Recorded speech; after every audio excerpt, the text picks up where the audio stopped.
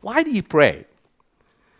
The first reason why you pray is because obviously it's the antidote to temptation. Jesus himself said, if you want to fight this tempter, this thief that's robbing you, you better know how to pray. Because you don't really stand a chance here. It's a daily declaration, isn't it? When you don't pray, you've made a declaration. I'm going to try to make this day work without God. That's what it is. The bottom line. When you wake up in the morning and you have pre-programmed yourself without prayer, you've basically made a declaration. I will attempt to make this day work without God. And every time you pray, when you open your eyes and wake up, and that's the instinct of the tree that says, I'm not going to make this day work without you. There's just no chance in life that this day is going to work without you. It's a declaration. It's not something you do. That's the reason why you're bored. It's because it's another thing to do. Your prayer should be praying, pray, Lord, teach me how to pray. Give me a heart that loves to pray.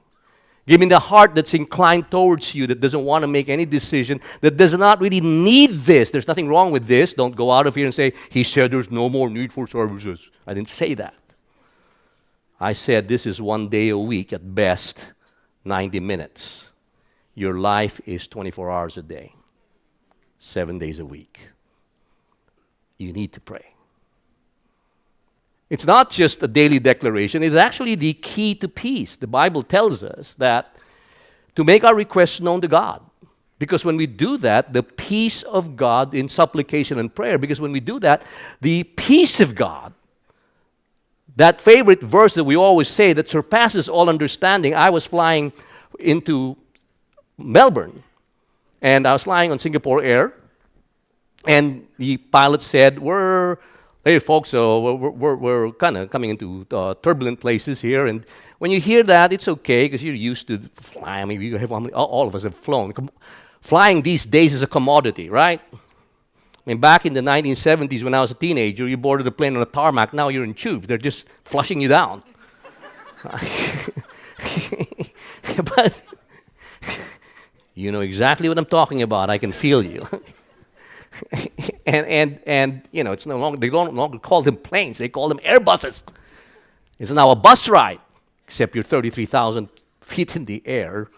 And when they say, ladies and gentlemen, we're about the turbulence, the easterly wind, or whatever wind, and now you start to feel this thing, and people are now starting to close their books and put out their trays, and the guy beside you is grabbing on his seat.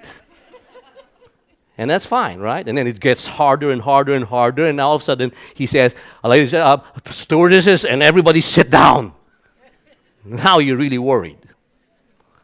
Then you end up praying. And I prayed.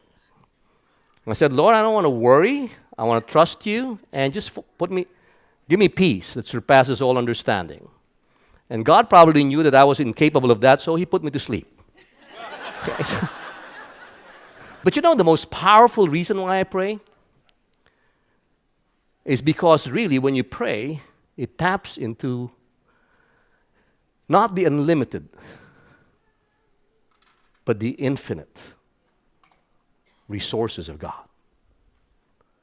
I found my health has improved as I kept praying for it, specifically. And I found that every day I found a miracle, not just by him healing me, but sometimes it's actually an article that he gives me. A person that I meet who says, you know what, there's a certain kind of thing that you could do for this. And it's amazing how many miracles happen when you pray. And you not wait for the supernatural to happen, but you actually make the supernatural so natural that it pervades and invades your life because you've just learned how to pray. But we made prayer kind of thing, the thing that you have to do, rather than acknowledging and understanding it's a heart that's inclined towards God.